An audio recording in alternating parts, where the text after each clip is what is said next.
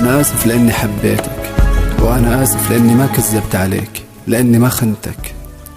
أنا آسف لأن كان كل همي سعادتك حتى لو كانت على حساب سعادتي. أنا يا عادي لو قلت لك حبيبي كنت غار عليك وأخنقك بغيرتي يلي سميته أنت عدم ثقة.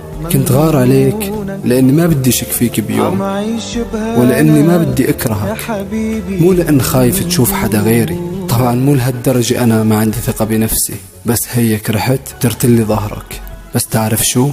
يلا عادي، علمتني درس، مو كل اللي بنحبهم رح يكونوا إلنا. مش كل اللي بنحبهم هيكونوا لينا، ولا كل اللي بنحبهم لايقين علينا.